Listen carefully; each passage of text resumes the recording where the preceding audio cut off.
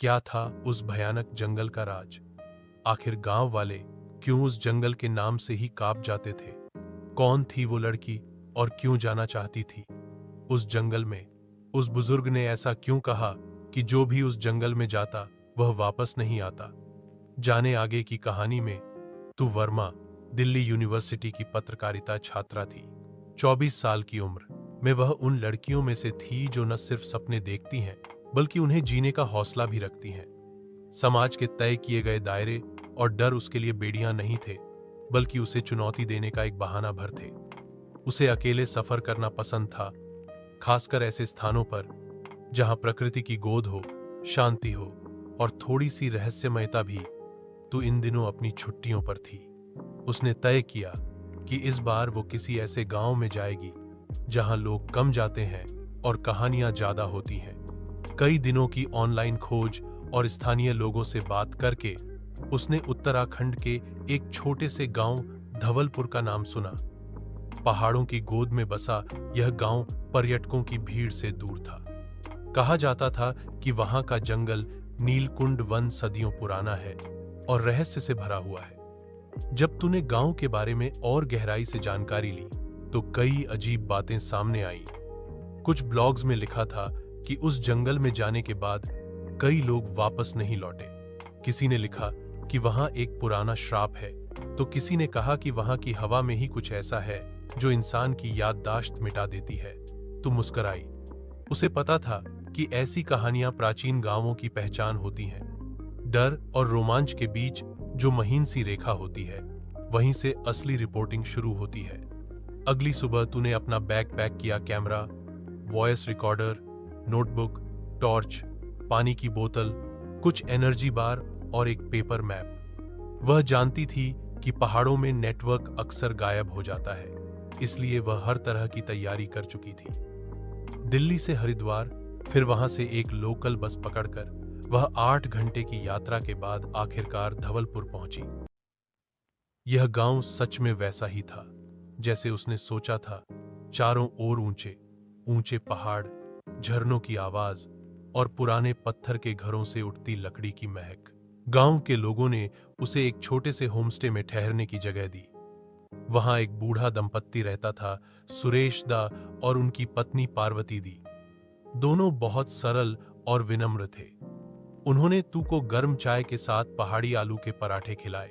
खाने के दौरान तूने सुरेश दा से पूछा, नीलकुंड जंगल यहीं से कितना दूर है? सुरेश दा का चेहरा एकदम गंभीर हो गया।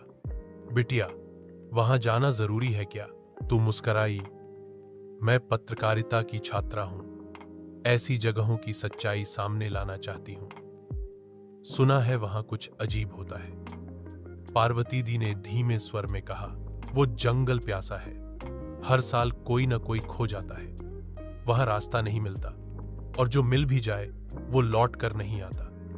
तूने दोनों की बातें सुनी, पर वह डरने वालों में से नहीं थी। मैं सुबह सुबह निकलूंगी, दोपहर तक लौट आऊंगी। सुरेश दा ने एक लंबी सांस ली और कहा, अगर जाना ही है तो मंदिर की राह पकड़ना। रास्ता आसान रहेगा, पर किसी अनजानी आवाज के पीछे मत जाना, चाहे वो तुम्हारा नाम ही क्यों ना पुकारे। तू थोड़ी देर सोचती रही, फिर सिर हिलाकर अपने कमरे में चली गई। सुबह के 5 बजे तू उठ गई। पहाड़ों की हवा में कुछ अलग ताजगी होती है, ठंडी, साफ और गूंजती हुई। उसने अपना बैग उठाया, कैमरा गले में डाला और चल पड़ी जंगल की ओर। नीलकुंड जंगल का प्रवेश द्वार गांव से थोड़ी ही दूर था। एक पुराना पत्थर का द्वार जिस पर काई जमी थी और बीच में लता पत्तों से घिरी एक तंग पगडंडी थी जो अंदर की ओर जाती थी। पहले कुछ मिनटों में सब कुछ सामान्य था। पेड़, पौधे, चिड़ियों की आवाज और दूर से बहते पानी की गूंज। तू कैमरा निकालकर फोटो खींचने लगी। हर पेड़ में जैसे कोई कहानी छिपी हो। एक जगह उसे पुराने मंदिर के अवशेष भी दिखे, शायद कोई पुरातन शिव मंदिर। वहां कुछ पंडुलिपियां बिखरी हुई थीं, जिन पर कुछ अज्ञात लिपि में लिखा था। उसने उन्हें कैमरे में कैद कर लिया, लेकिन जैसे जैसे वह गहराई में गई, हवा भारी होती गई। पत्तों की सरसराहट अब सामान्य नहीं लग रही थी।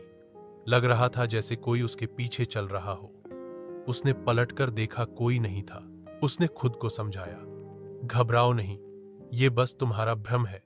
थोड़ी देर बाद उसने अपनी घड़ी देखी, सुबह के 9 बज रहे थे। अब उसे वापस लौटना चाहिए था, पर जब उसने वापस जाने की कोशिश की तो उसे पगडंडी नहीं दिखी जिससे वह आई थी। वह चौंकी, 2 कदम पीछे गई। कुछ भी पहचाना सा नहीं लगा, सारी दिशाएं एक जैसी लग रही थीं। उसने पेड़ों पर चिन्ह खोजे, कुछ नहीं। उसने जोर से आवाज लगाई, कोई है? सन्नाटा। फिर अचानक किसी ने धीमे स्वर में कहा, तू। उसका नाम। उसकी रूह कांप गई। उसने चारों ओर देखा, लेकिन कोई नहीं था।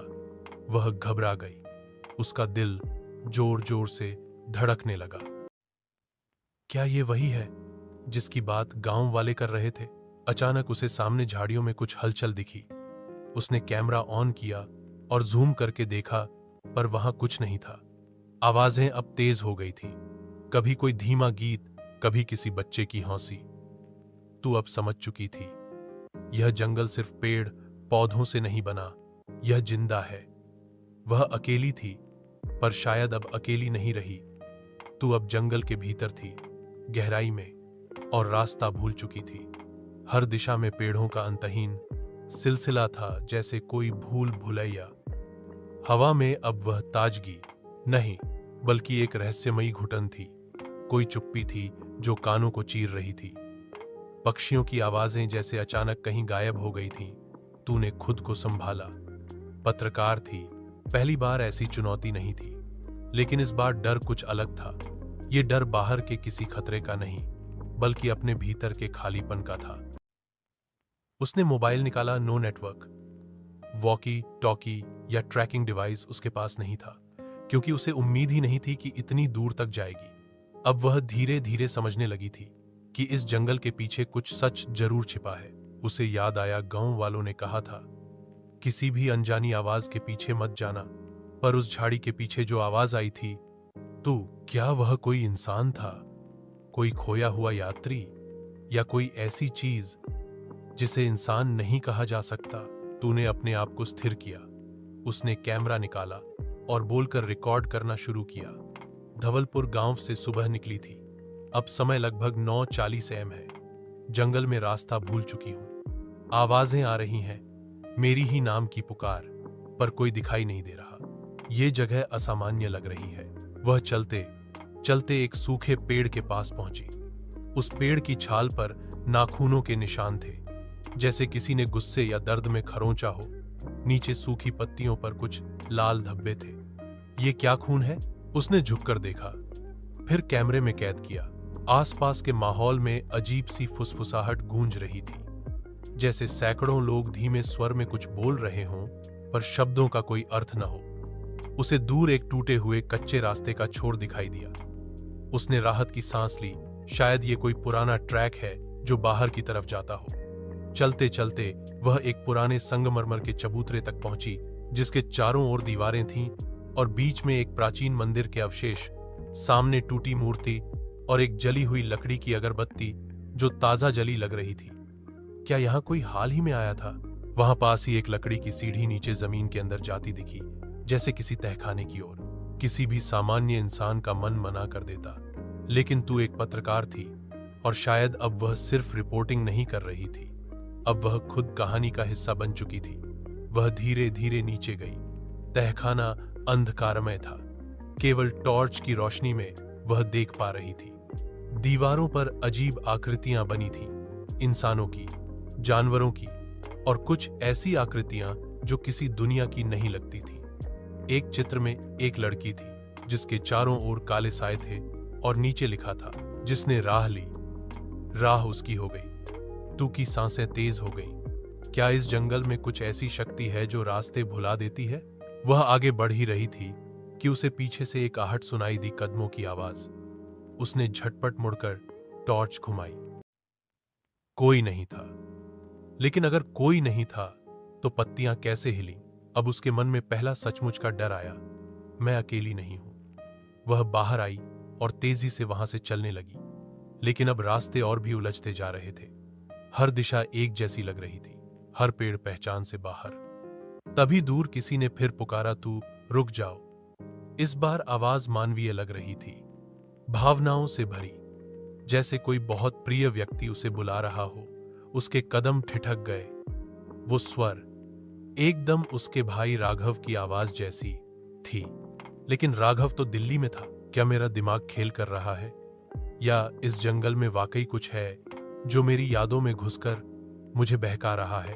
तभी उसकी नजर एक पुराने बैग पर पड़ी जो झाड़ियों के बीच अटका था। उसने खींचकर बाहर निकाला। वह बैग किसी और का था।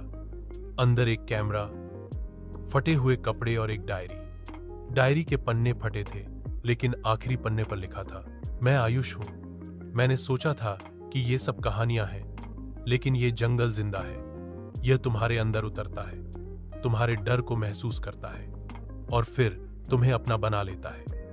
अगर कोई ये डायरी पढ़ रहा है तो भाग जा जब तक समय है। भाग जा। पढ़ते ही तू के रोंगटे खड़े हो गए। क्या था उस भयानक जंगल का राज? क्या तू उस जंगल से बाहर निकल पाएगी? आखिर किसका था उस पुराना बैग जो झाड़ियों में लटका था? आखिर क्या था उस डायरी में जिसे पढ़ते ही तू के रोंगटे खड़े हो गए? पूरा कहानी जाने पार्ट 2 में।